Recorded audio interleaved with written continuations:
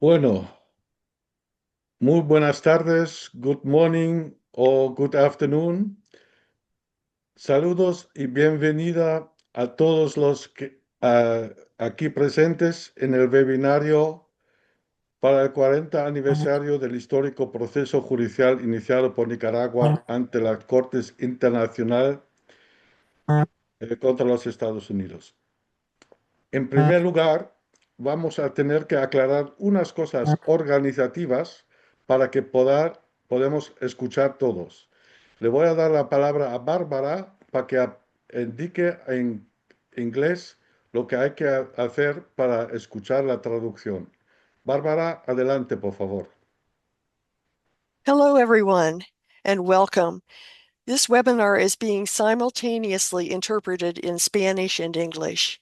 If you need to listen to interpretation, click on the interpretation symbol at the bottom of your screen. It looks like a globe. If you don't see a globe, look for the word More with 3 dots and click on that, and then you should see a globe symbol. So click on the globe icon and that will give you a menu. And at that point, you can click on the language that you would like to listen to. If you need any further help with interpretation, please write something in the chat and one of our tech people will respond to you. Thank you. Stefan? Okay. Thank you, Bárbara. Yo entiendo que todo el mundo ahora puede escuchar la traducción del castellano al inglés. Estamos, como hemos dicho antes, ahora en el 40 aniversario del histórico proceso judicial iniciado por Nicaragua ante la Corte Internacional de la Justicia de La Haya contra los Estados Unidos. Un acontecimiento que algunos dicen que marcó un antes y un después en la defensa del derecho internacional y de la soberanía de los pueblos. Pero en general creo yo que no hay un antes y un después. Esto ha sido una sentencia a favor, en este caso, en uno de los pocos a favor de un pueblo pequeño. Por lo general, esta Corte de Justicia está hecho para juzgar a la gente que se opone al mundo unipolar y al imperialismo. Pero esto no es nuestro tema general ahora, sino estamos hoy aquí para hablar de este juicio que la sentencia ha salido a favor del pueblo de Nicaragua, aquel pueblo que amamos todos y por el cual que estamos hoy aquí. Queremos agradecer muy sinceramente la presencia de todas las personas que hoy nos acompañan desde distintos lugares, así como el interés por participar en esta reflexión colectiva sobre un episodio que mantiene una enorme vigencia en el contexto internacional actual. Este encuentro ha sido organizado conjuntamente por el Comité Europeo de la Solidaridad con la Revolución Popular Sandinista y la Nicaragua Solidarity Coalition, dos plataformas que desde diferentes espacios geográficos y políticos comparten un mismo compromiso con la solidaridad internacional con Nicaragua: la defensa de su proceso revolucionario, la defensa de la soberanía de Nicaragua y el respeto al derecho internacional. El Comité de Solidaridad con la Revolución Popular Sandinista, con una trayectoria de trabajo continuando de más de 10 años, cuenta con la presencia de compañeros solidarios con Nicaragua y su proceso revolucionario prácticamente desde el inicio del triunfo de la revolución en 1979. Desde entonces ha desarrollado una intensa labor de información, formación, cooperación y denuncia frente a las diferentes formas de injerencia externa sufridas por el pueblo nicaragüense. A lo largo de esta década, ha sido promovido encuentros, brigadas de solidaridad y actividades de carácter político cultural y académico, manteniendo vivo el compromiso internacionalista con Nicaragua. Por su parte, Nicaragua Solidarity Coalition reúne organizaciones y personas de diversos países que trabajan coordinadamente para ofrecer información sobre la realidad nicaragüense. Y aquí, en este momento, quiero dar de nuevo la palabra a Bárbara para que nos cuente un poco de esta organización de solidaridad con Nicaragua, Solidarity Coalition. Bárbara, por favor. Hello, my name is Barbara Larkham, and I'm active with the Nicaragua Solidarity Coalition, which is an international coalition of organizations and individuals in solidarity with Nicaragua, supporting its sovereignty and affirming its achievements. We're not affiliated with any governmental entity of any nation. Some of you are already active with the coalition, and we invite everyone else to join us now. Find the place in our coalition which is the best match for your particular interests and skills, and we welcome you. You can check out our website regularly for information at nicasolidarity.com. As you may know, the Nicaragua webinars and some other Nicaragua-related activities have been going on for years, but our coalition is younger than that. About 4 years ago, a group of us began meeting monthly to discuss how can we become more effective at countering all of the misinformation about Nicaragua, and even more importantly, how can we collaborate better at spreading all the good news about Nicaragua. Nicaragua is an amazing country in so many ways.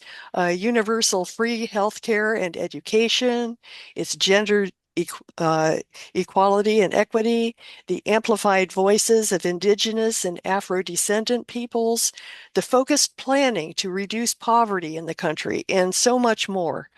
So about 3 years ago, we formed our coalition and approved our official name, Nicaragua Solidarity Coalition, as well as our nickname, NICA Coalition for short.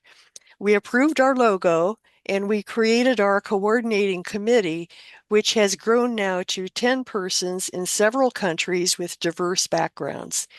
We invited individuals and organizations to join us, and you can find a list of our organizational members on the About page of our website, which again is nicasolidarity.com.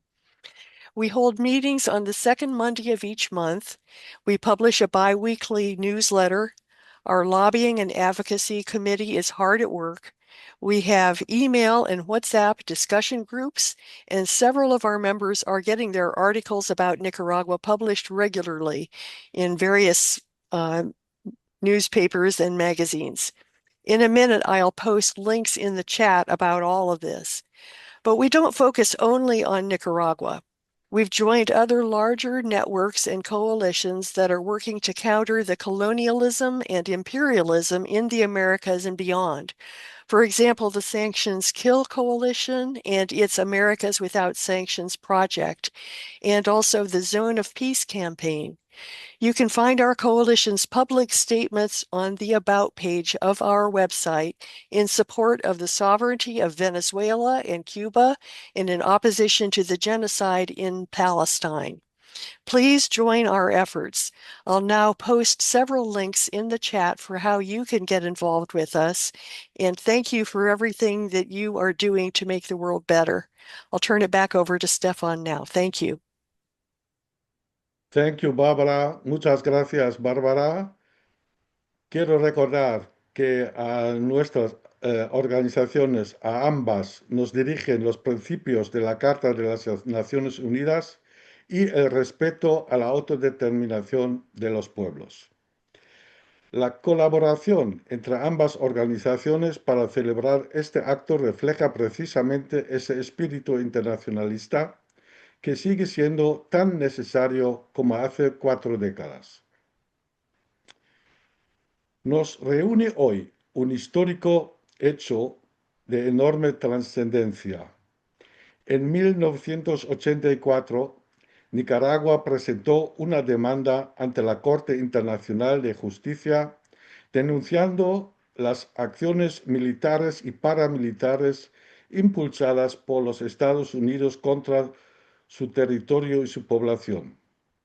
Tras un largo proceso judicial, la Corte concluyó que Estados Unidos había violado principios fundamentales del derecho internacional, entre ellos la prohibición del uso de la fuerza, el respeto a la soberanía de los estados y el principio de no intervención en los asuntos interiores de otro país. Lo siguen haciendo, como nos damos cuenta ahora mismo en Venezuela, por ejemplo, y amenazando a Cuba. Ellos siguen en ello día tras día. La sentencia constituyó una de las decisiones más importantes de la historia del derecho internacional contemporáneo. Demostró que incluso la mayor potencia mundial podía ser llevada ante un tribunal internacional, que el derecho internacional ofrecía instrumentos para la defensa de los países más pequeños frente a actos de agresión. Veremos a ver.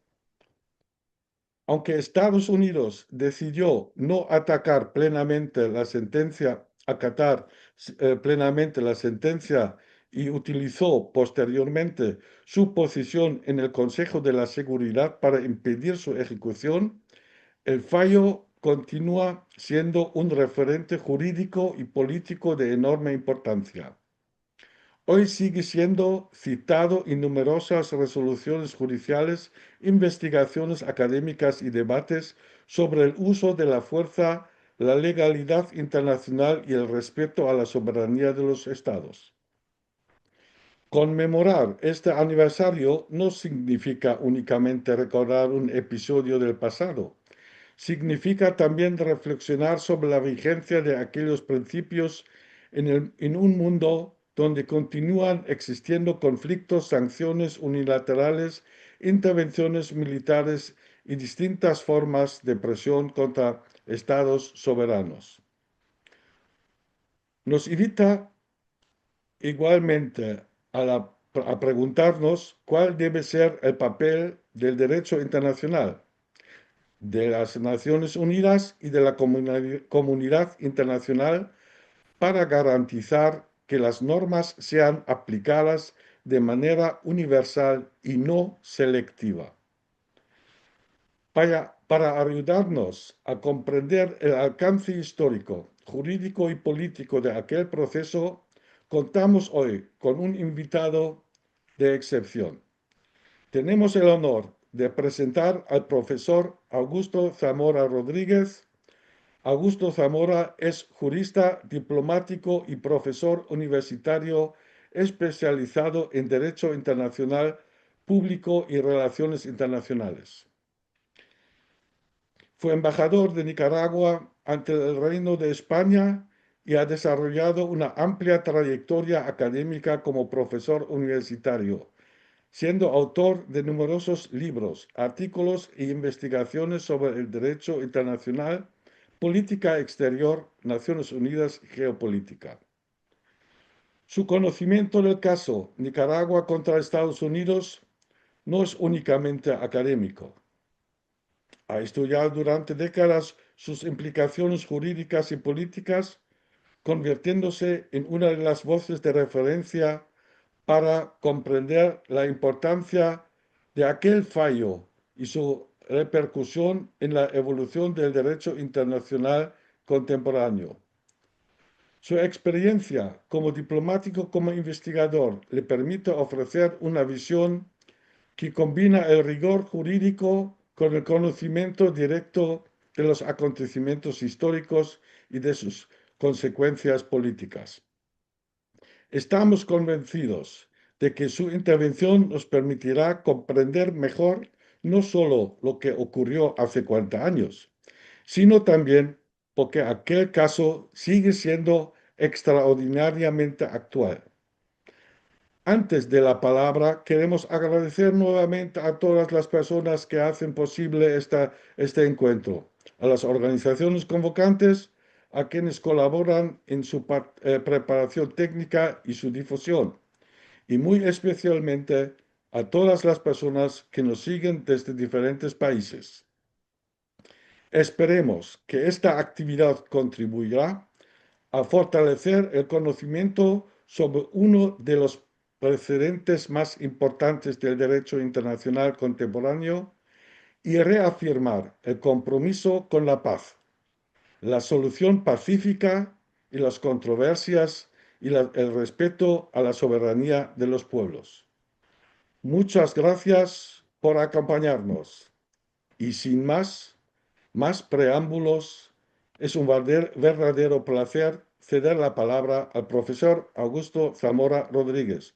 Bienvenido, Augusto. Muchas gracias por aceptar nuestra invitación. El micrófono es tuyo. Adelante. Buenas tardes, compañeros, compañeras. Realmente, para mí, como nicaragüense, como jurista que he sido toda mi vida, pero también como persona, esta es una fecha memoriosa porque yo fui parte del equipo que llevó a Estados Unidos a La Haya. Fueron largas las audiencias, largas las sesiones, las consultas, muchas las dudas previas a la presentación de la demanda en 1983, pero al final Nicaragua tenía razón y la Corte Internacional de Justicia no dudó en forma alguna en dárnosla.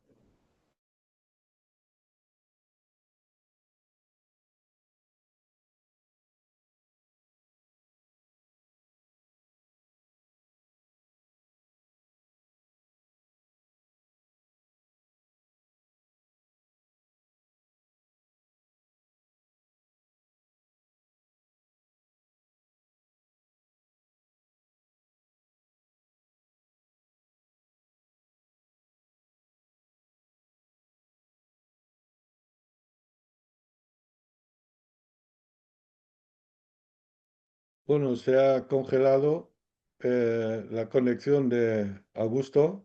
A ver si podemos poder reestablecer la conexión con él.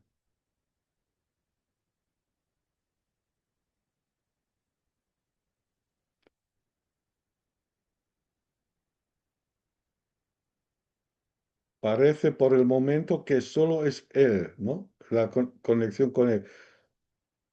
Tengo la sensación que las demás compañeras y compañeros nos están escuchando. ¿Es así? Por favor, dan señales. Correcto. Escucho bien. Sí, la mayoría está escuchando. I can hear you, yes.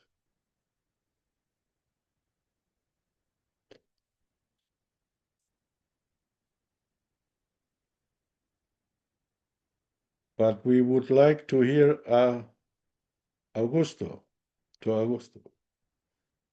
Y estamos aquí viéndome a mí en un bosque de la Alemania. Por cierto, muy calurosa en este momento. Aquí hace más calor que en Nicaragua en este momento. Son los problemas del directo. Sí, A ver pero si se puede volver a conectar. tiene que volver de nuevo, entrar completamente, salir y... ¿Hay otra conexión con él vía teléfono o Telegram o alguna cosa así?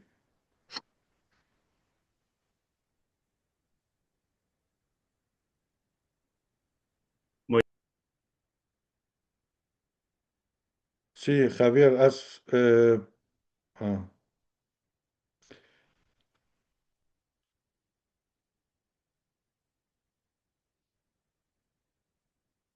pues Javier está intentando buscar la conexión a ver si alguien puede presentar la campaña que estamos llevando a cabo en Europa Occidental. No sé, está la compañera María del País Vasco. María, ¿me escucha?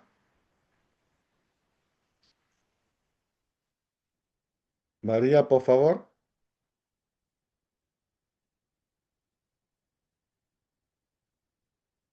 No está.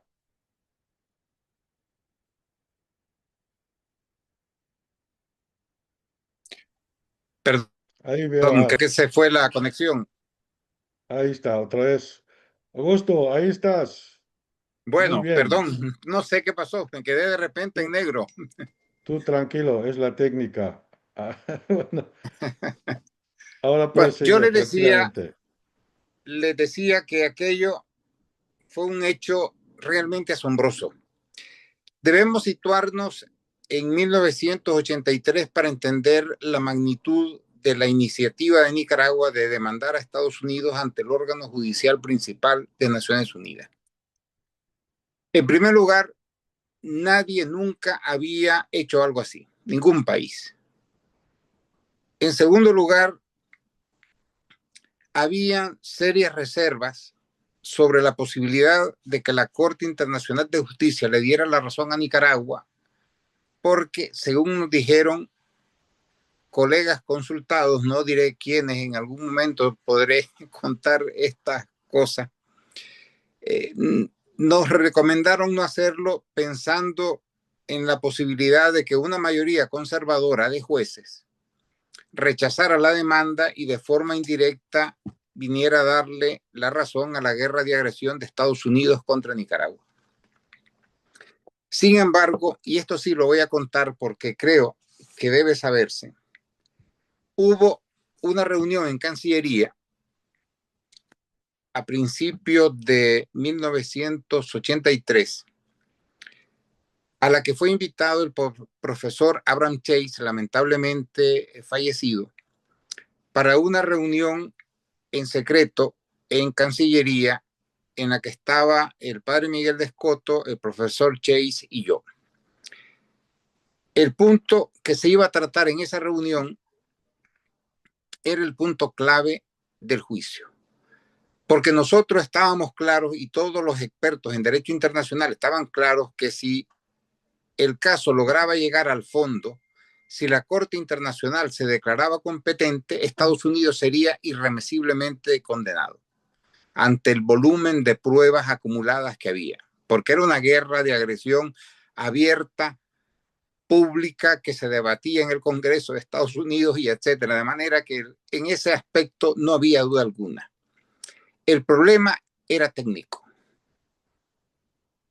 Una cuestión de rigor jurídico y era la siguiente. Nicaragua había aceptado la jurisdicción obligatoria ante la Corte Permanente de Justicia Internacional de la Sociedad de Naciones en los años 30. Como esta se disolvió con la Segunda Guerra Mundial, cuando se constituyó Naciones Unidas y se creó la Corte Internacional de Justicia como sucesora de la Corte Permanente, en el anuario de la Corte, desde el primer anuario de 1949, se incluía a Nicaragua como parte de los países que habían aceptado la jurisdicción obligatoria de la Corte, con una nota que decía que Nicaragua había aceptado la jurisdicción ante la Corte Permanente de Justicia Internacional, pero que el decreto que confirmaba la aceptación jamás había sido recibido por la Corte. De manera que había ahí, y este era el gran riesgo que había que asumir y enfrentar, un cabo suelto, pero un cabo suelto jurídico de envergadura en un juicio de esa magnitud. Entonces, el profesor Chase fue llamado precisamente para tener una conversación a tres sobre este tema. Chase, lo recuerdo como si fuera ayer, expuso pues todo su razonamiento impecable sobre esta nota de la Corte, señalando con una fuerte argumentación jurídica que esa nota daba a la Corte pie para declararse incompetente, para decir que Nicaragua no había perfeccionado su aceptación, nunca había empleado ni enviado ninguna comunicación ratificando aquel primer telegrama.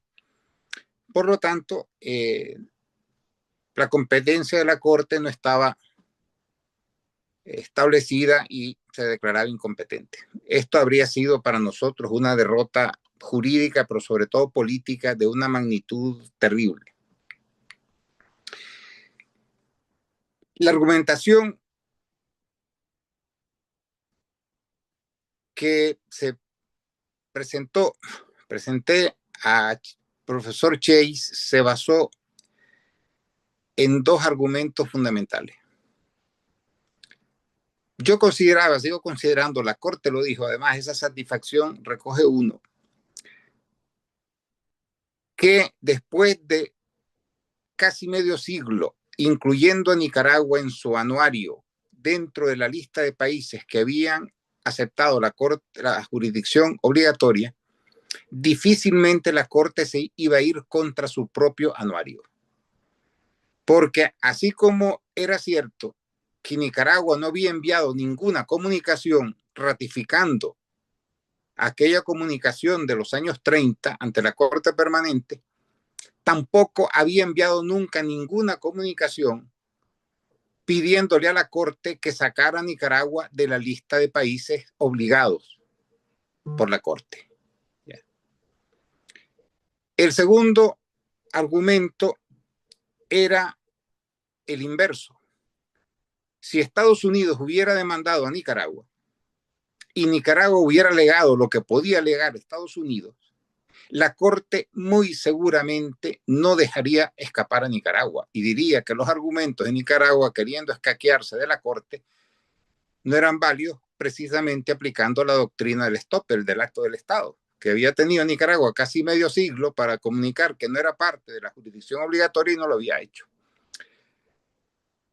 Aquello fue, claro, un momento clave, porque recuerdo que el profesor Chase nos miró a Miguel y a mí con una cara de enorme complacencia, diciendo: esos argumentos son fuertes y creo que es posible ganar ese juicio.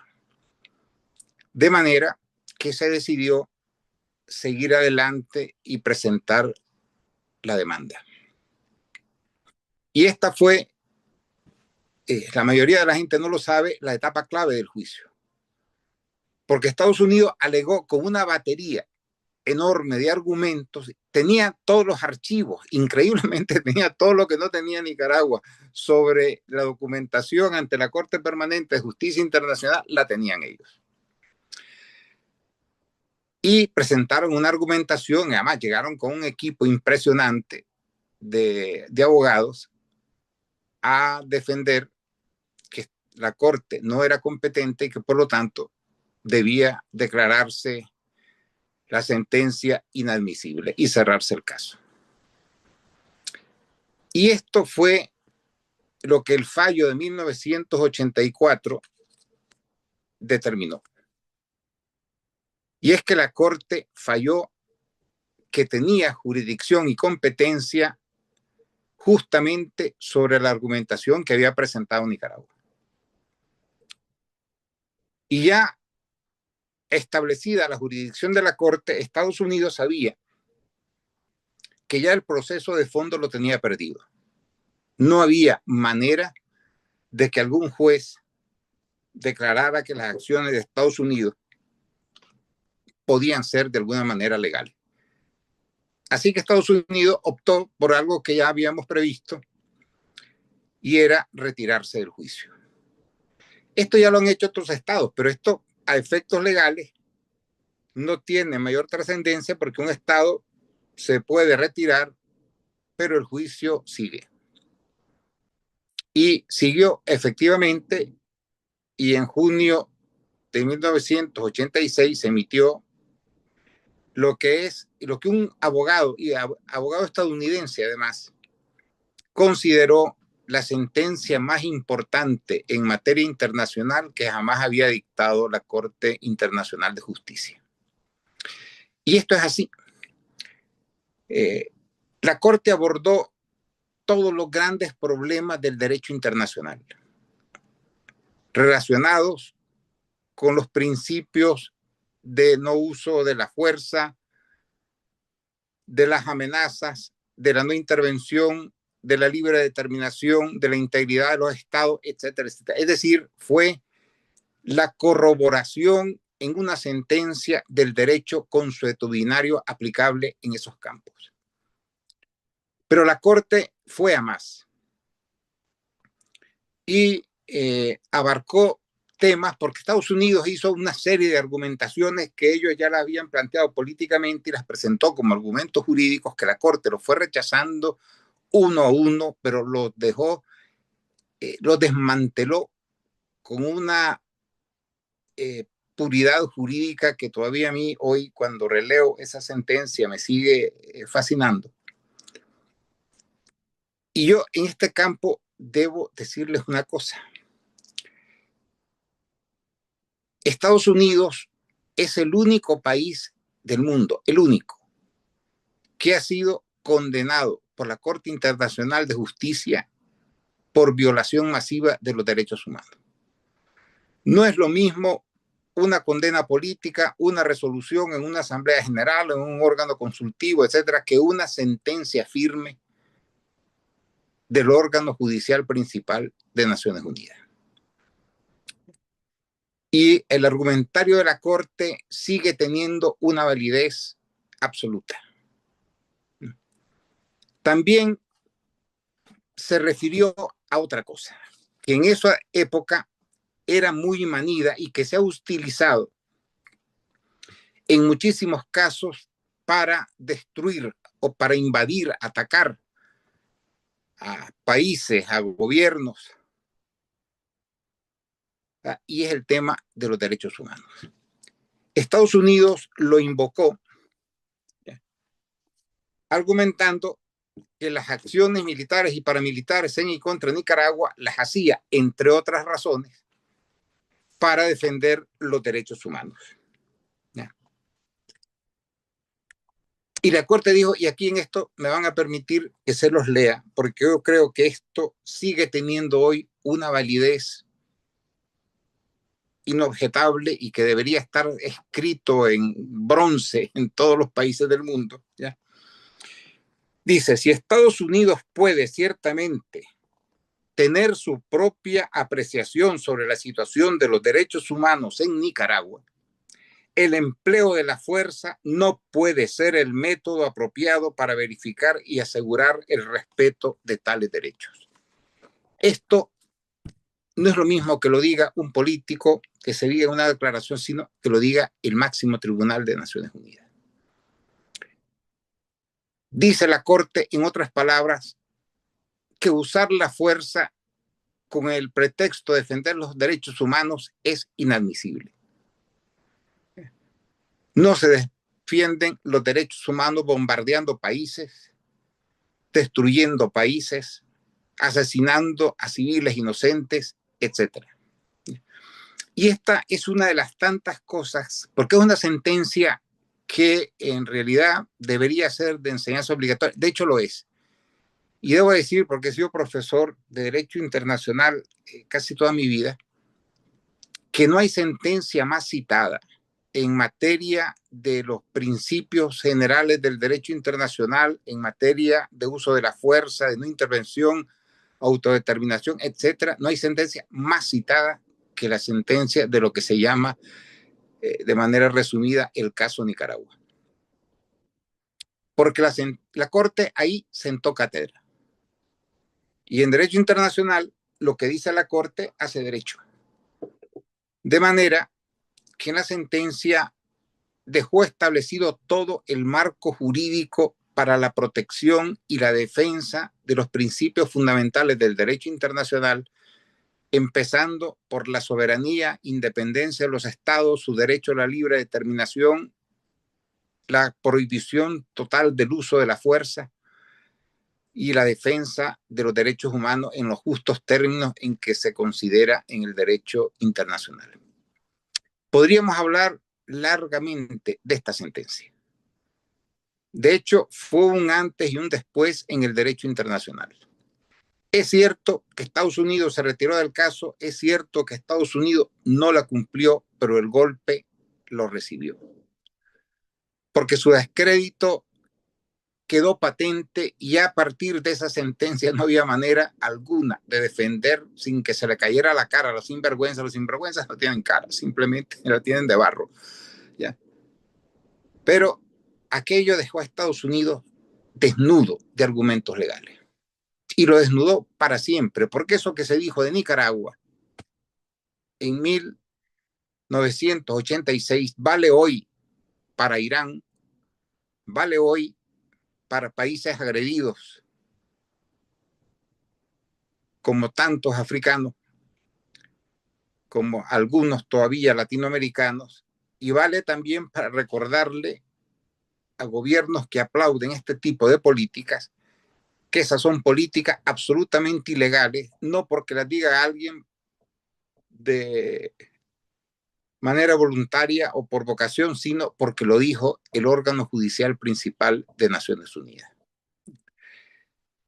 Hay ahí un tema pendiente.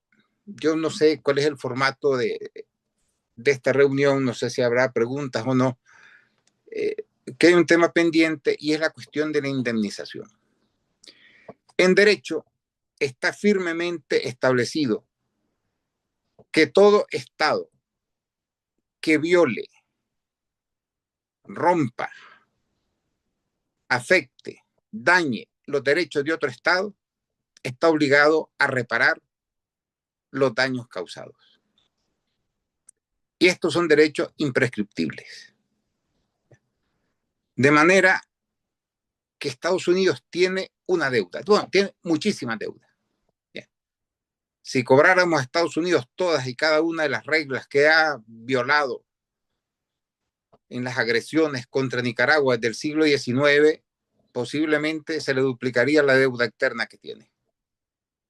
Pero en este caso específico está esa deuda que estableció la Corte, porque la sentencia dice que Estados Unidos está obligado a reparar a Nicaragua todos los daños y perjuicios causados.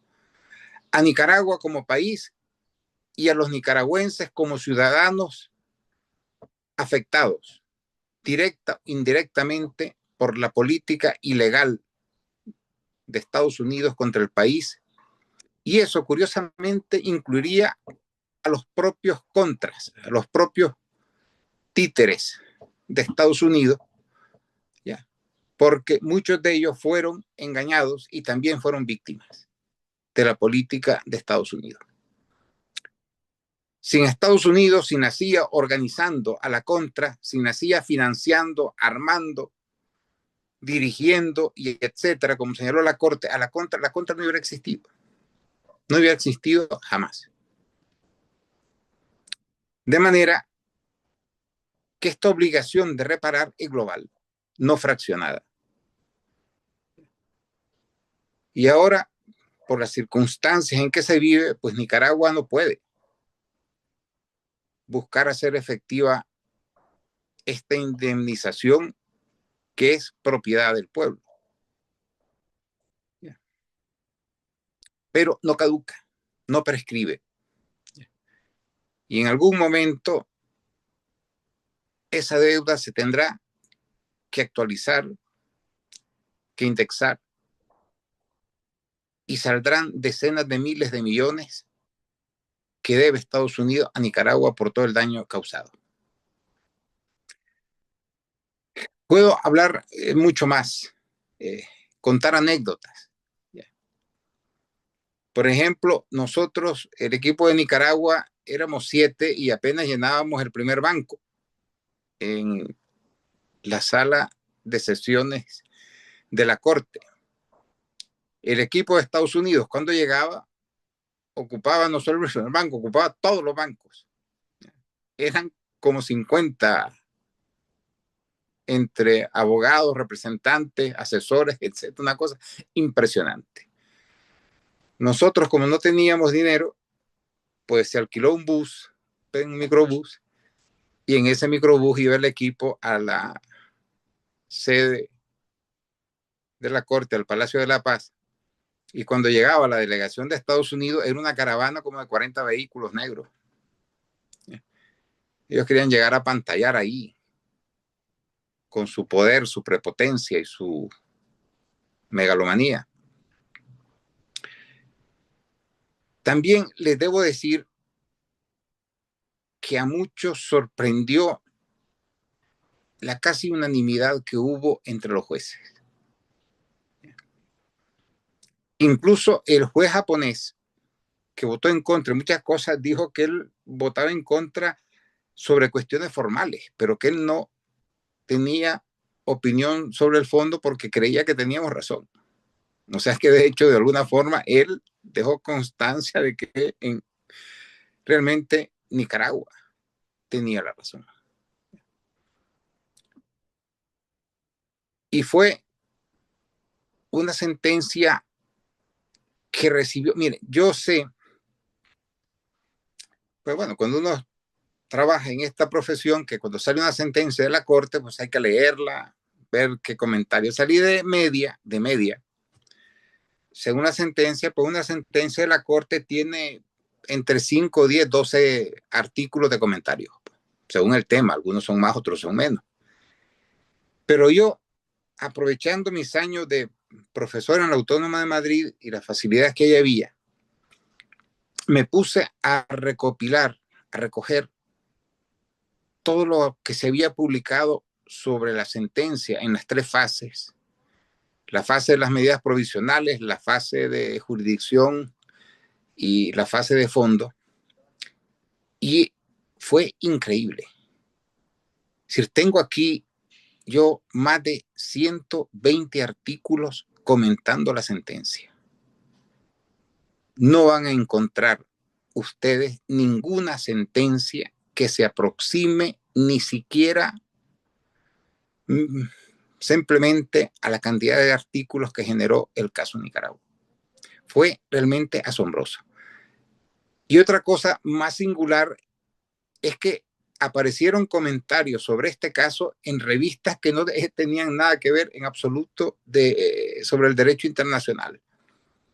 En caso de Estados Unidos aparecían en revistas de derecho administrativo, de derecho comercial, de derecho cualquiera, pero había un artículo. También salieron artículos en revistas en India, en Japón, en casi todos los países europeos. Fue realmente aquello una cuestión realmente impresionante. El efecto y el asombro, la admiración y la lluvia de comentarios que recibió la sentencia del caso Nicaragua.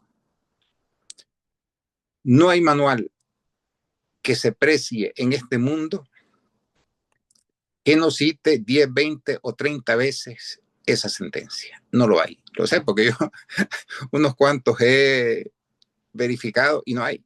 Y cuanto mejor es, más citas hay. Y en ese sentido, nuestro país, la revolución, el gobierno sandinista, le prestó un servicio enorme al país, pero también a la sociedad internacional, a los pobres del mundo. Nosotros les dejamos ahí una sentencia en la que se pueden apoyar.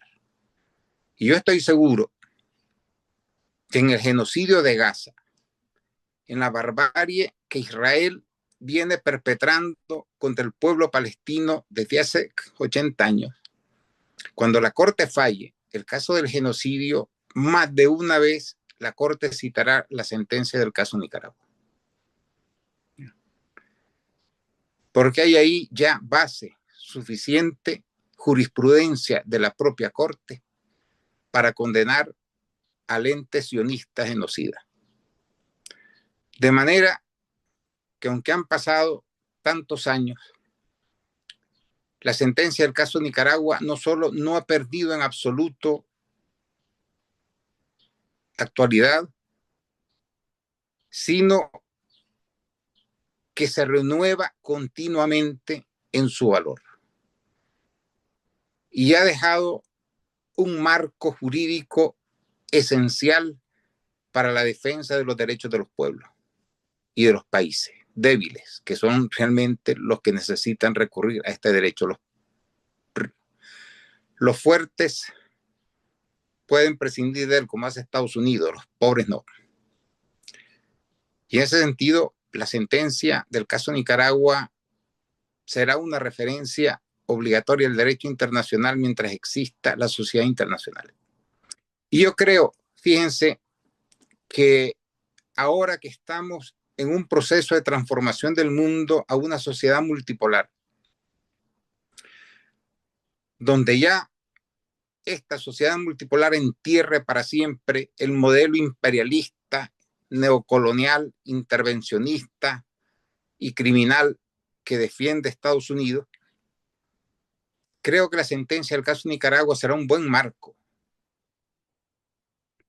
para desarrollar, ampliar ese nuevo orden internacional multipolar que en pocos años, 10, 15, tal vez 20, eso es difícil saber, pero que vendrá y tendrá esa sentencia de referencia.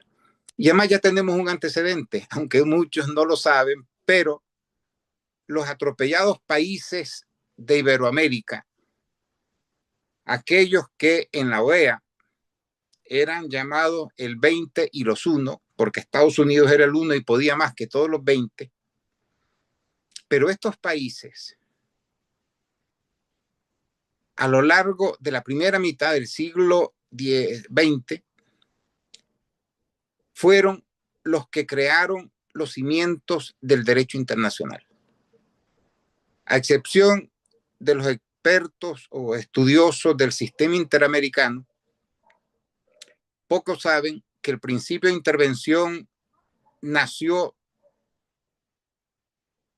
en Iberoamérica teniendo como fondo la guerra de Sandino, porque se debatió en la Sexta Conferencia Internacional Americana en La Habana en 1928, cuando la guerra de Sandino estaba en su máximo vigor,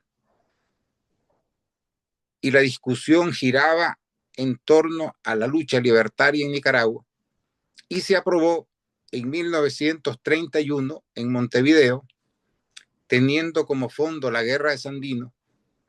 También en el sistema interamericano se aprobó el primer tratado sobre deberes y derechos de los estados, la primera convención diplomática, la primera convención consular, de manera que aunque aquello parecía que no servía para nada, al final fue modelo para Naciones Unidas después de la Segunda Guerra Mundial, porque era la referencia. Ante el vacío que existía en el derecho europeo, era la referencia para el nuevo derecho internacional que se creó en el marco de la nueva organización mundial.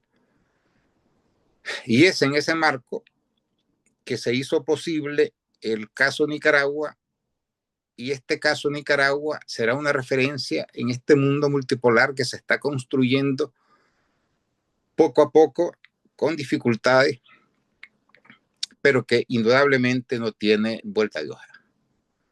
Ya la economía es multipolar, ya esa concentración de riqueza que tenía un grupo de países occidentales ha desaparecido.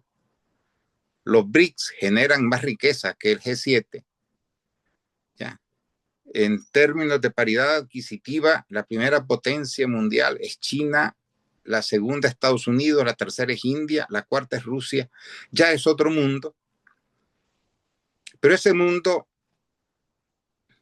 creo yo, tendrá en esta sentencia de la Corte un marco de referencia bastante competente y sólido para construir el nuevo orden multipolar que la sociedad internacional está necesitando. Y dicho esto, pues doy las gracias a los que me están escuchando y felicidades a los nicaragüenses que fueron en última instancia el pueblo combatiente, los muchachos del servicio militar, del Ejército Popular Sandinista. Ellos fueron en última instancia los protagonistas verdaderos de esta sentencia. Para ellos, todo mi respeto. Saludos. Muchas gracias, Augusto. Ha sido una aclaración muy importante para nosotros para poder seguir trabajando con aquella sentencia y sobre todo ahora con lo que está pasando, que Estados Unidos no solamente la ignora, sino sigue haciendo lo mismo que has hecho con Nicaragua, ahora mismo en Venezuela, en Irán y amenazando a la República Socialista de Cuba en este momento. O sea, Javier, ¿quieres Sí, sí, retomar mira, el tenemos punto? como unas 3 preguntas en el chat para trasladarle al compañero. Aquí, Víctor Sáez dice, ¿se le puede solicitar a la Corte o recordarle a la Corte que le exija al gobierno de los Estados Unidos que aún no ha cumplido con la sentencia y que la debe de cumplir? Se puede, Ujú. perfectamente. Pero se le tiene que, o sea, ¿se lo tiene que decir Nicaragua o de alguna Tiene otra que forma ser se le puede? la Corte funciona por iniciativa de los estados. Es decir, no puede iniciar motu propio una acción sin que la pida un estado. Y en ese sentido, pues tendría que moverla el estado de Nicaragua, que eso llegará en su momento. La cuestión de la oportunidad también es importante, ¿ya? Y estos momentos, digamos que no son como muy propicios para una iniciativa así. Claro. Y luego, mira, tenemos otra pregunta de Rudy Kurz, una pregunta de actualidad. ¿Tiene información sobre la nueva demanda presentada por Nicaragua contra Alemania en relación con el caso de Palestina? ¿Cree que Nicaragua tiene posibilidades de ganar este caso? Bueno, posibilidades hay. El caso de Palestina es muy claro. Tiene unas bases legales bastante fuertes. La Convención de Naciones Unidas sobre Genocidio, en primer lugar, de manera que puedo anticipar sin género de duda que la Corte fallará a favor del pueblo palestino. Porque en este caso también las pruebas son abrumadoras, públicas, de conocimiento general, y el genocidio está más que comprobado.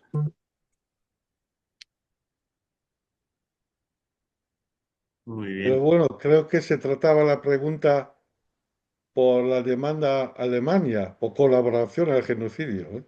sí. Bueno, ahí ya es un punto un poco más incierto, ¿ya? Porque hay que probar que Alemania efectivamente colaboró y sigue colaborando. La venta de armas por sí misma da un principio de pruebas, pero no es en sí misma una prueba. De manera que debemos esperar, porque es un caso inédito y como todos los casos que son nuevos, pues la Corte tendrá que construir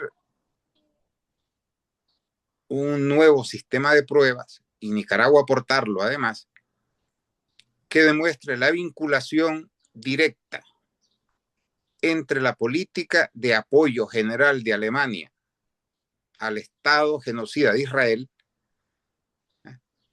y el empleo de los recursos y medios que dio Alemania en prácticas genocidas contra el pueblo palestino. Es lo que en derecho penal se llama la relación de causalidad. ¿Ya?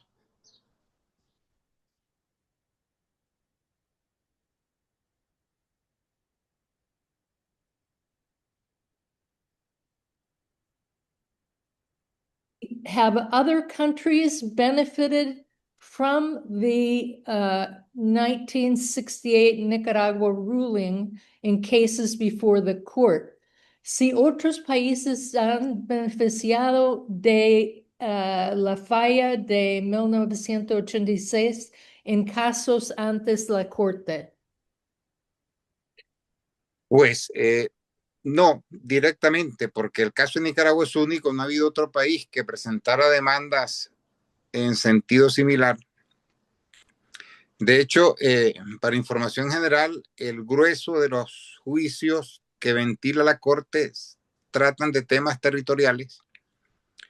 Hay algunos vinculados al apartheid, al racismo, el caso genocidio Palestina, pero no relación directa. El caso que más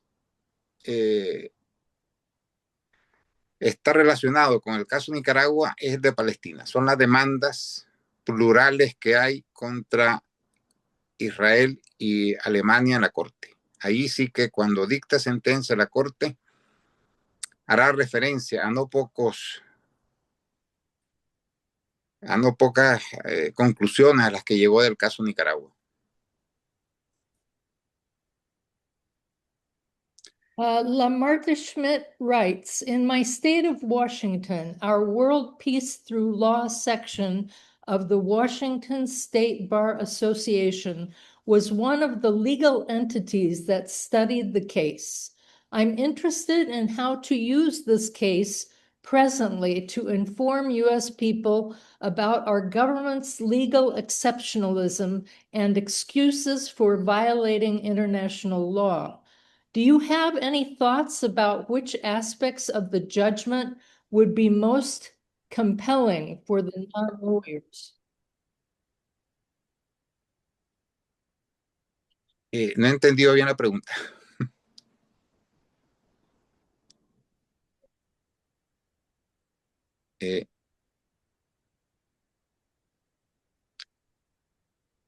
¿Podéis repetir la pregunta traducida?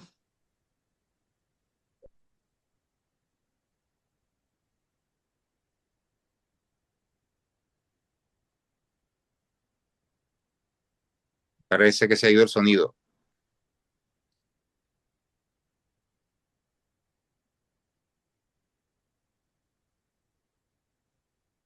Marta, ¿puedes repetir la pregunta traducido? No hay sonido.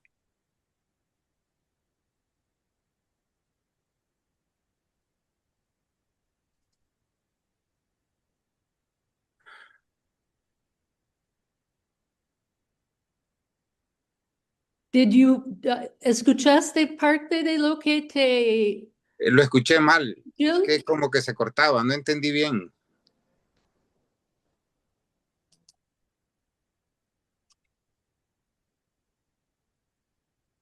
Aló, creo que se ve el sonido, ¿eh? Marta, ahora, Marta. Nada, no te oímos, Marta. No escucho, ¿eh?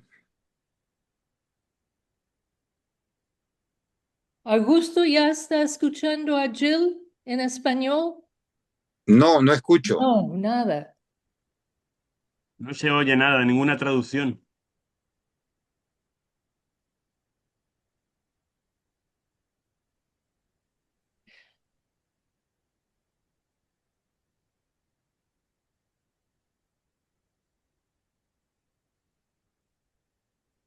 Lo están mirando de Yo solucionar. A ver. escucho. Yo no escucho nada, ¿eh? No se oye nada por aquí.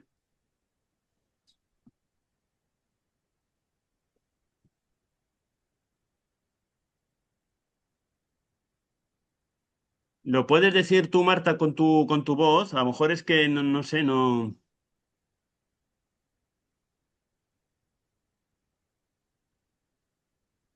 Okay, I'm just going to try to do it in Spanish too. This is Marta Schmidt, who works with Marta Schmidt, que trabaja para Salud Universal en los Estados. Ella dice que nuestro organización de abogados fue una de las entidades legales que estudiaron este caso. Tengo interés en cómo se usa este caso ahora para informar a la gente en los Estados Unidos sobre nuestro gobierno, su excepcionalismo legal y sus excusas por violar la ley internacional. ¿Usted tiene pensamientos sobre cuáles aspectos del juicio podría ser más importante para la gente, en este caso especialmente gente que no son abogados? No sé si ya entendiste la pregunta. Bueno, debo aclarar una cosa en primer lugar. Estados Unidos es, hasta donde yo sé, el único país del mundo donde el derecho internacional no es obligatorio. Es decir, el derecho interno de Estados Unidos dispone la supremacía de la ley de Estados Unidos sobre cualquier otra ley. De manera que muy raramente,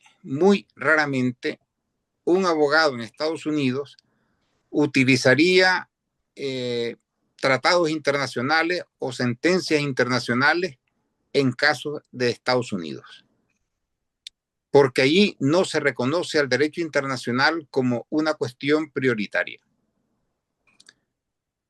De manera que es muy anecdótica la cantidad de casos en los que el derecho internacional tiene algún lugar.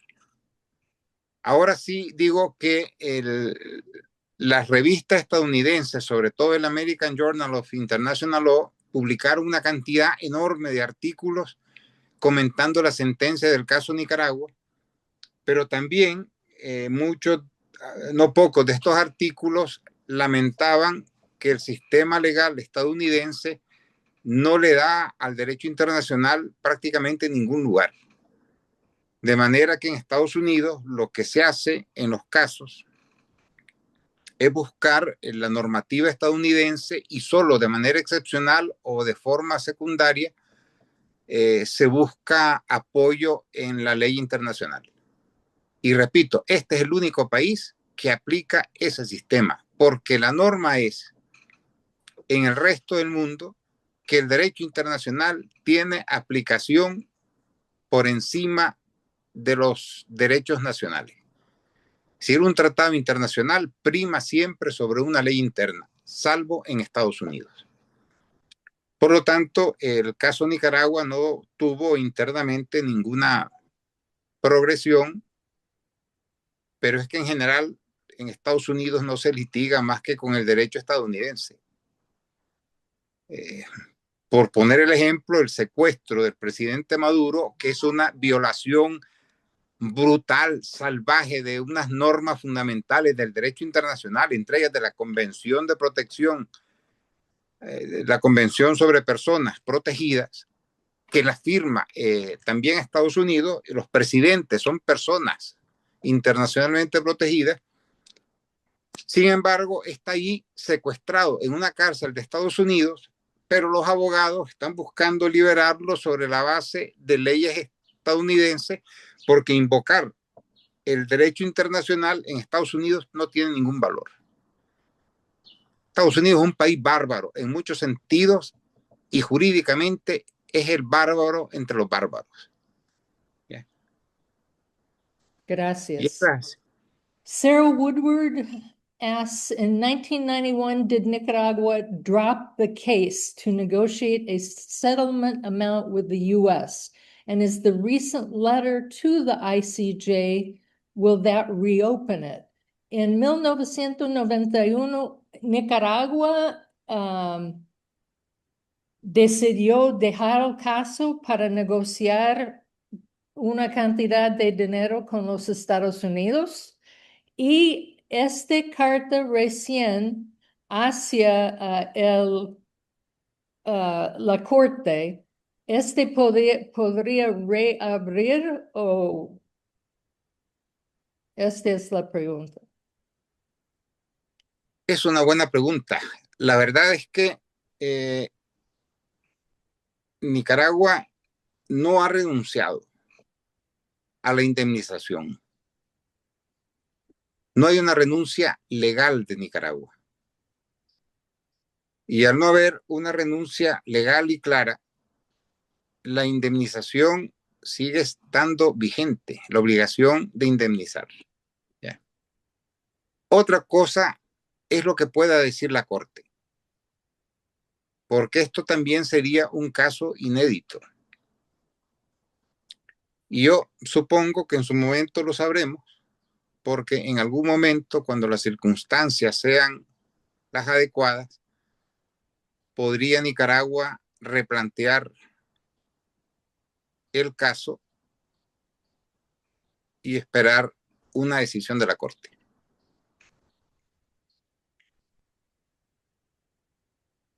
Desde Gran Canaria, ¿qué validez tuvo el perdón del gobierno de Violeta Chamorro a los estados de la sanción económica de esta sentencia? Entonces, una pregunta semejante al anterior. Sí. Es la misma respuesta. Es que mientras un estado no renuncia de manera abierta, clara, precisa, indubitable a un derecho, ese derecho se mantiene vigente. Yeah. Pero esa es una cuestión que obviamente tiene que resolver el tribunal. Yeah. Yo creo que el derecho a una indemnización sigue vigente y que por lo tanto es reclamable.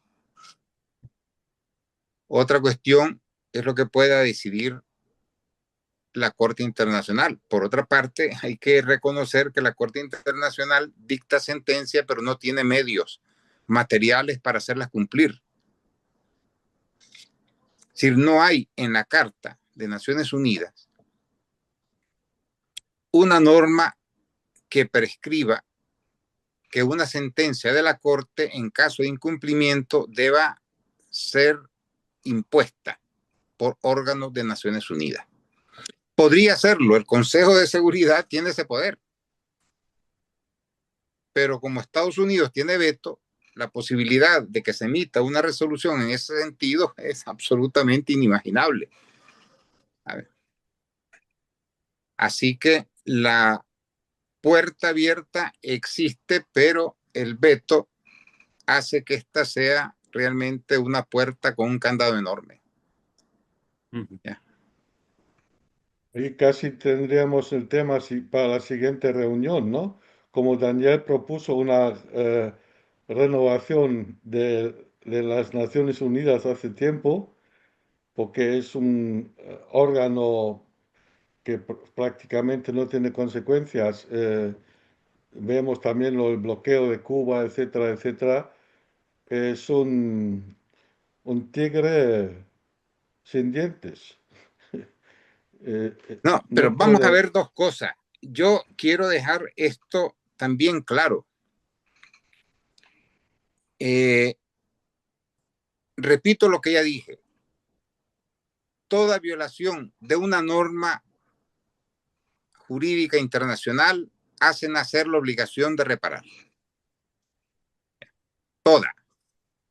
Y cuanto mayor es la violación, mayor es la reparación, y todo esto en proporcional al daño. Estados Unidos y los países de la OTAN han invadido, bombardeado, etcétera, etcétera, etcétera. Y esos todos son actos que son crímenes contra la paz, crímenes de guerra, crímenes contra la humanidad que no prescriben. ¿Ya? Y el caso Nicaragua ofrece el marco legal para que un día, si estos países llegan a tener gobiernos decididos a reclamar por los daños sufridos, hablamos de Irak, hablamos de Libia, hablamos de Irán, hablamos de Siria, hablamos de Palestina, etcétera, etcétera, estos países podrían reclamar una indemnización. Tienen todo el derecho del mundo. Otra cosa es que no lo hagan. Pero el derecho existe, está ahí, y el caso Nicaragua ofrece una jurisprudencia sólida para amparar todas estas demandas de indemnización y reparación a la que tienen derecho los países que han sido agredidos, violentados y violados en sus derechos. O sea que no demos esto por terminado. Esto existirá así mientras existe el poder de Estados Unidos y el de sus aliados. Cuando este poder se desvanezca, llegará la hora de pagar. Así que no demos por muertos o enterrados estos casos. ¿Y por qué crees que más países no siguen el ejemplo de Nicaragua? Porque no son sandinistas. Había que ser sandinista y estar medio loco para meterte esas cosas, digámoslo claramente. Otros países la ven y se asustan ante el reto. Nosotros no teníamos miedo. ¿Ya? Pero creo que llegará. En algún momento eso llegará. Y yo les voy a poner un ejemplo para que vean que las cosas van a su tiempo y a su ritmo. Los países pobres, sobre todo los de Asia y África, con el imperialismo del siglo XIX, el colonialismo del XX, sufrieron un enorme saqueo de objetos de arte. Y en su momento, pues estos países no podían reclamar nada de que devolvieran lo que eran tesoros artísticos de sus pueblos.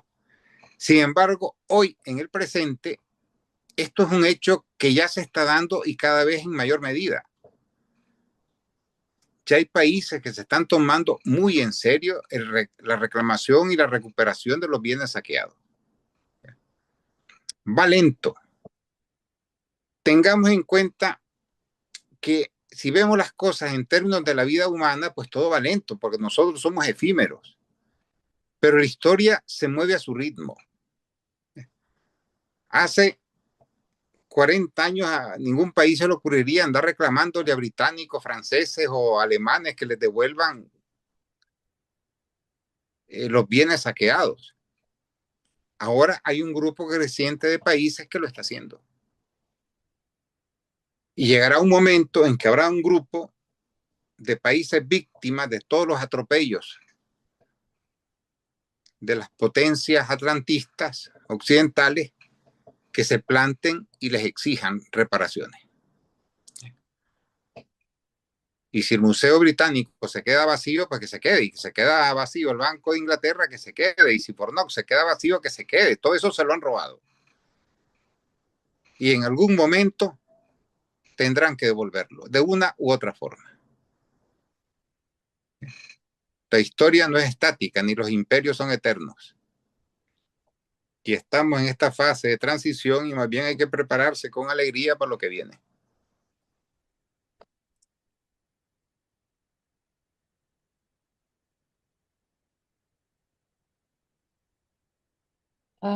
No entiendo exactamente esta pregunta de Barbara Stewart. Te pide que comente sobre el uso de los estados de sanciones personales o individuales que los inhibe de poder accesar bancos, tarjetas de crédito, viaje, etcétera, comparado con los jueces de la corte. No, esa parte no entendí. No sé si hay algo ahí que puedes comentar. Pues, a ver, dentro del ejercicio de la soberanía,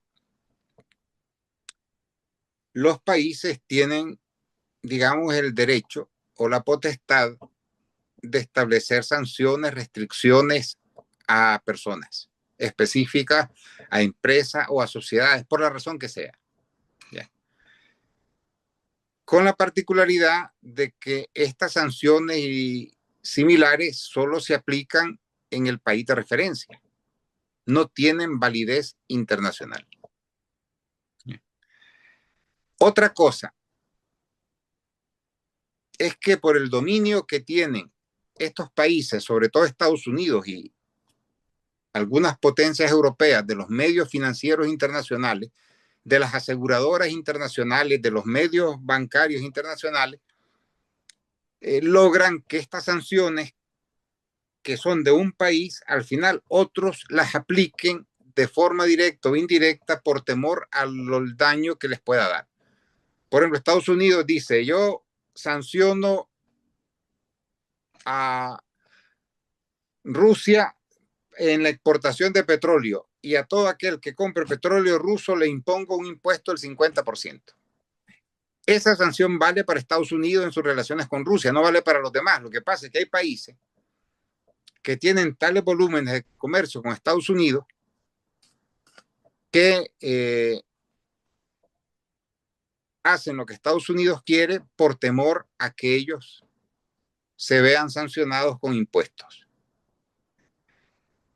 Esto es derivación de la pirámide de poder, que es de las cosas de las que está tratando este mundo multipolar, y es desmantelar el virtual monopolio que tiene un grupo de potencias occidentales sobre los medios financieros y bancarios internacionales, que es lo que les da ese poder.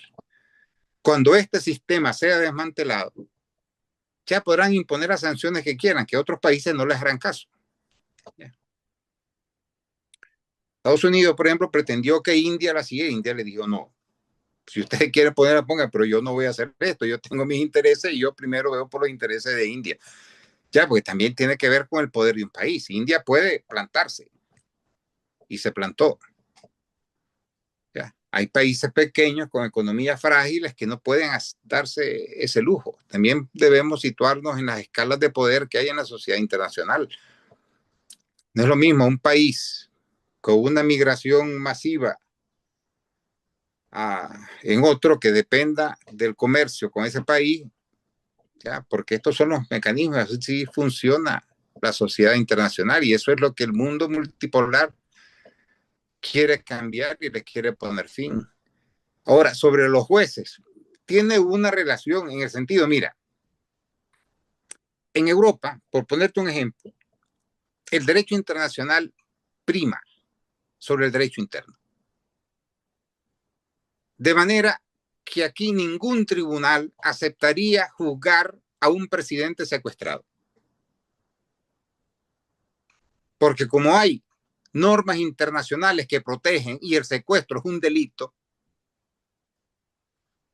entonces aquí nadie aceptaría ese caso. De hecho, al que lo hiciera sería perseguido y detenido como delincuente, el secuestrador. Sin embargo, en Estados Unidos, como el derecho internacional no importa, ¿ya? Los jueces son tan absolutamente desvergonzados, carecen tanto de ética jurídica y moral, que a ellos no les importa abrir un procedimiento judicial a una persona que ha sido secuestrada, que es un delito internacional y que incluso está tipificado en Estados Unidos. Pero esas cosas solo pasan en Estados Unidos. ¿Ya? Solo en Estados Unidos. ¿Entiendes? Esa es la filosofía del salvaje oeste, que todavía no se ha abandonado, el del pistolero que quiere hacer e imponer su ley a base de pistolas. Pues antes era con pistolas y tiros contra los pobres indios, ahora van con misiles, barcos y con tropas a hacérselo a otros países. Pero el fondo del sistema es el mismo, ¿sabes? La violencia se impone y sobre la violencia el sistema judicial estadounidense se mueve. ¿Ya? y cosas que ahí son legales y que los jueces aceptan, aquí en Europa daría lugar a que los que perpetraron el hecho estuvieran presos y no la víctima. Hay que poner las cosas en su sitio. Y ya que tocaste el tema de presidente Maduro, ¿tiene alguna opinión que nos ayuda a las activistas de solidaridad de los Estados Unidos de como qué camino tomar para que ya vuelva Maduro a Venezuela, o por lo menos a concientizar a más gente en los Estados Unidos? Mira, yo recomiendo que se vaya a la Convención de Naciones sobre Personas Internacionalmente Protegidas. Esa convención ha sido firmada y ratificada por Estados Unidos. Una defensa de Maduro debe, en principio, empezar por ahí. ¿Ya? Tiene que dar un marco, porque es el secuestro de un jefe de Estado. Se violó la integridad y la soberanía de Venezuela, que es otro delito internacional. Fueron asesinadas un centenar de personas en esa acción. Esos son crímenes, asesinatos con alevosía, premeditación y ventaja.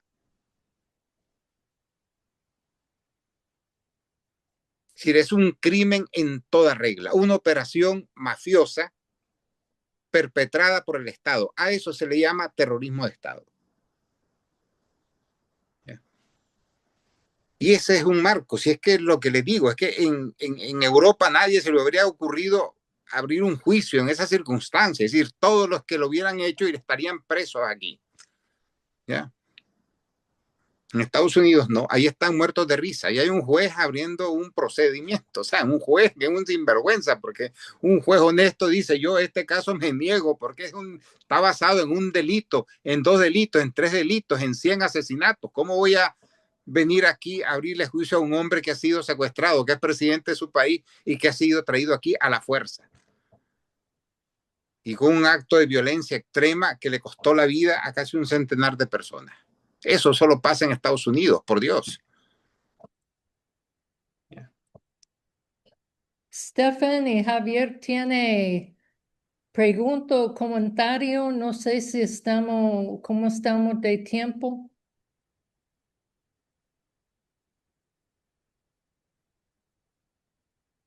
No te escuchamos. Micrófono, Javier, micrófono. Yo también he hecho la pregunta. Sí, perdón, Quedamos se me había ido. Sí, digo que creo que ya sería la última pregunta que nos dice Javier desde Gran Canaria. Dice, ¿qué postura mantiene la OEA respecto a la sentencia del caso Nicaragua?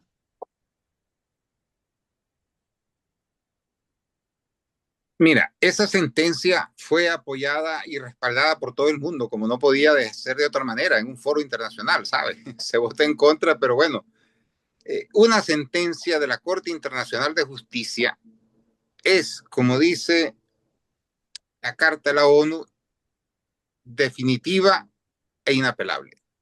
No necesita de más respaldo. ¿Ya? Se pide el respaldo cuando una sentencia no es cumplida, como ocurrió en este caso.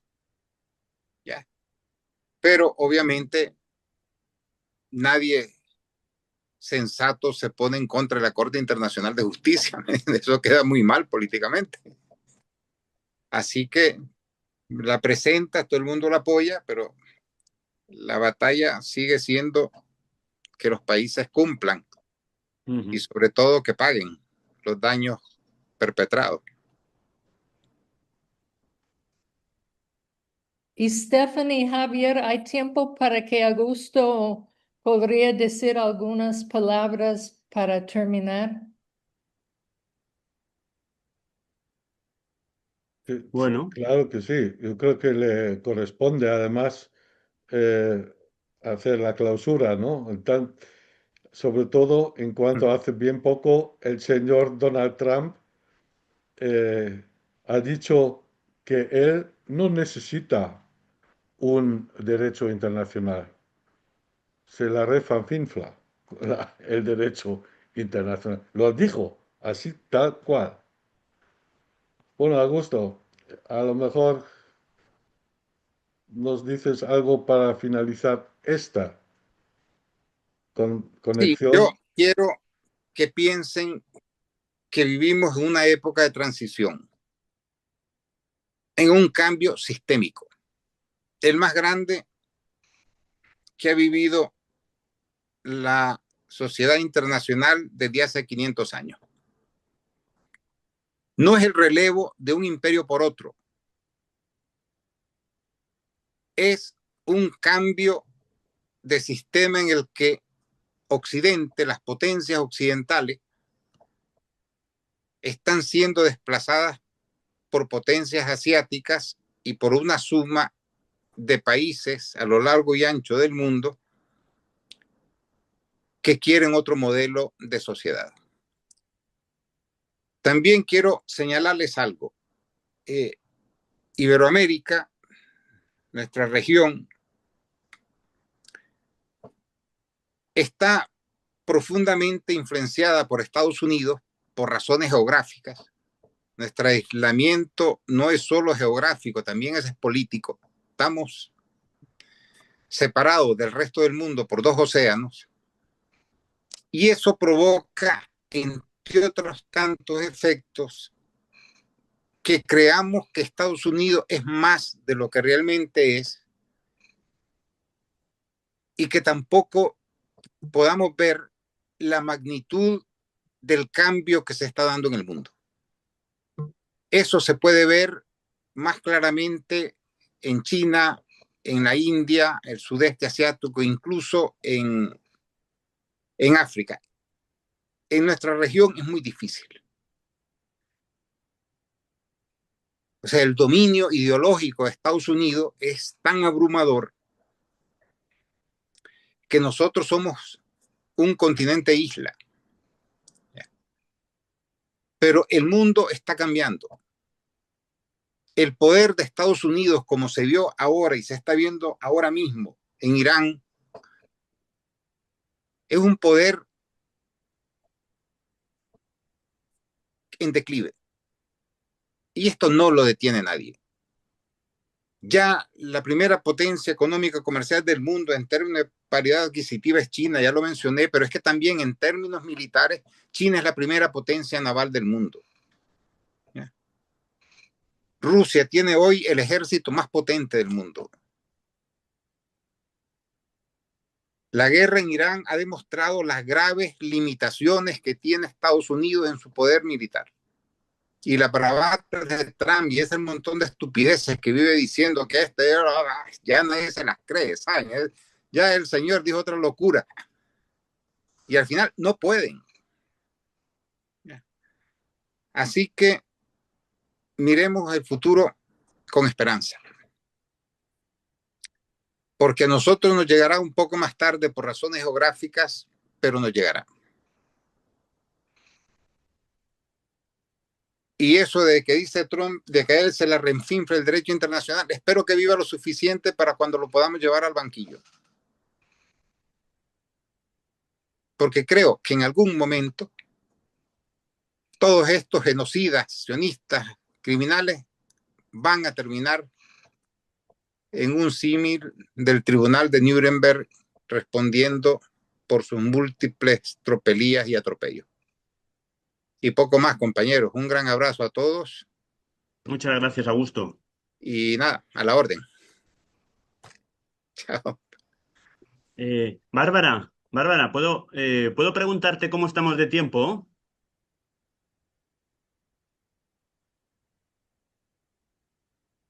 We have gone for 100 minutes, I believe, as of now. And so I don't know how much time you had allotted that you wanted for this webinar. Were you planning also to say something more about your campaign? Sí, eso lo habíamos pedido antes en un momento a Javier cuando él no estaba, cuando teníamos el fallo de la conexión y Sí, ahora, bueno, finalmente no hemos hablado de la campaña que se están llevando a cabo en Europa Occidental. Precisamente la campaña Nicaragua se respeta y trabajando con la sentencia y intentando hacer una recogida de firmas y eso nos va a explicar ahora Javier en un momento. Javier, por entonces, favor. perdona, Estefan, ¿cómo estamos de tiempo entonces? ¿Estamos bien? ¿Me da tiempo a 5 minutos a hablar? Sí, yo creo que sí, porque no tenemos un fin determinado. Entonces yo Ah, creo que la vale. campaña, el fin determina la importancia y creo que Ok, ok. la campaña es muy importante. Ok. Bueno, pues a mí me tocaría dar presentación a la campaña Nicaragua se respeta. Bueno, como todos acabamos de escuchar, la deuda histórica de Estados Unidos con Nicaragua no es una cuestión del pasado. En realidad, sigue plenamente vigente y Nicaragua continúa reclamando esa defensa de su soberanía y del derecho internacional. O sea, precisamente de esa realidad nace la campaña internacional Nicaragua se respeta, que es una iniciativa que es impulsada desde el Comité Europeo de Solidaridad con la Revolución Popular Sandinista. Y el objetivo de esta campaña es muy sencillo. Estoy convencido que cualquier organización de solidaridad internacional puede compartirlo. Uno es defender la soberanía de los pueblos y por otro lado exigir que se cumpla una sentencia dictada por la Corte Internacional de Justicia, que es el máximo órgano judicial de las Naciones Unidas. No voy a volver sobre la historia porque el compañero Augusto Zamora ya lo ha explicado con detalle, pero yo me voy a centrar un poco más en lo que ocurrió, o tendría que volver un poco en el pasado, en lo que ocurrió desde enero del 2007, que es cuando el Frente Sandinista de Liberación Nacional regresa al gobierno de Nicaragua. Fue entonces cuando muchos compañeros internacionalistas comprobamos que esta reivindicación histórica no había desaparecido. Al contrario, volvía a ocupar un lugar importante en la política exterior de Nicaragua. Desde ese momento, desde el 2007, el gobierno nicaragüense ha recordado de manera constante que la sentencia de la Corte Internacional de Justicia sigue vigente y que la obligación de reparar los daños nunca ha desaparecido. O sea, el comandante Daniel ha hecho referencia a esta deuda histórica en numerosos discursos públicos, insistiendo en que el incumplimiento de la sentencia no es únicamente un problema para Nicaragua, sino que es una cuestión de justicia y de respeto al derecho internacional. Además, Nicaragua ha llevado esta reivindicación de forma reiterada en diferentes foros internacionales, especialmente en el ámbito de las Naciones Unidas, donde ha denunciado el incumplimiento de la sentencia y ha reclamado el respeto a su soberanía. Y esto es importante decirlo, porque a veces se transmite la idea de que este asunto quedó cerrado hace ya muchos años, cuando la Violeta supuestamente como que perdonó esa deuda y nunca más llegó a reclamarla, ¿no? Y está claro que Nicaragua, o sea, Nicaragua nunca ha renunciado a esta reclamación y nunca ha dejado de recordar esa sentencia. Por tanto, estamos ante una reivindicación, no estamos ante una reivindicación nueva, estamos ante una demanda que se ha mantenido viva durante casi 2 décadas en esta segunda etapa de la Revolución Popular Sandinista. Y es precisamente en ese contexto donde nace la campaña Nicaragua se respeta. La iniciativa surgió durante el noveno Encuentro Europeo de Solidaridad con la Revolución Sandinista, celebrado en Alemania en el 2024. Allí entendimos que había llegado el momento de impulsar la campaña y que ayudara a dar a conocer y a reforzar esta reivindicación. O sea, posteriormente, llegado el 4 de mayo del 2025, decidimos ponernos ya la campaña en marcha, ¿no? Nuestro objetivo era claro, internacionalizar esta demanda y movilizar a organizaciones, a sindicatos, a movimientos sociales, a académicos, a intelectuales y personas solidarias de todo el mundo para exigir el cumplimiento de la sentencia de la Corte Internacional de Justicia. Pero, ¿qué es lo que persigue esta campaña? Pues, en primer lugar, exigir que Estados Unidos cumpla la sentencia dictada. En segundo lugar, reclamar la reparación de los daños. Y tercero, defender la soberanía de Nicaragua frente a cualquier forma de injerencia externa. O sea, defender un principio básico del derecho internacional, la no injerencia en los asuntos internos del Estado de Nicaragua. Por eso, finalmente, el año pasado, bueno, como he dicho antes, en el 2025 iniciamos esa recogida de firmas. Y luego en el encuentro del año pasado que hicimos aquí en España, en Cataluña, sacamos la conclusión que lo que hacía falta ahora era reforzar esa campaña. Vimos que la campaña estaba funcionando bien y pues ahora lo importante de la campaña era llevarla a una especie de segunda etapa en la que pues animar a más colectivos, a más plataformas, a más comités a que se unan y que no solo quede en Europa, sino que se extienda a nivel internacional. Por eso tenemos aquí los compañeros de Estados Unidos, que un día tuvimos una reunión con el grupo y vieron interesante que era importante pues impulsar la campaña y poner pues el tema en debate, en la actualidad, que la gente lo hable. Por tanto, ahora estamos también, además de extender la campaña, lo que pretendemos es crear material, o sea, artículos de opinión, crear videoconferencias como esta o crear material audiovisual que informe sobre lo que ocurrió en Nicaragua en los años 80 sobre este juicio y, bueno, pues crear material, o sea, audiovisual que se trabaje que se difunda por las redes sociales. Y bueno, pues en eso estamos, que necesitamos que la gente se una y que se difunda. Y ahí quedaría un poco mi presentación sobre la campaña. Muchas gracias, Javier.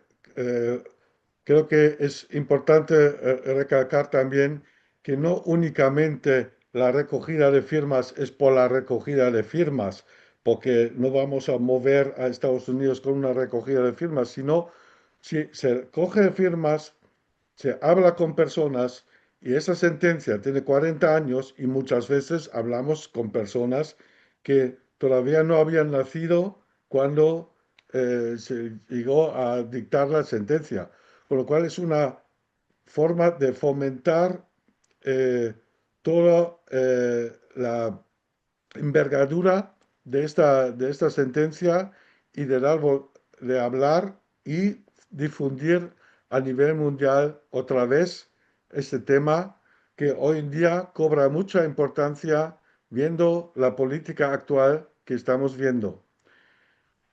Yo creo que la reunión colectiva hoy aquí por eh, servicio online ha dado su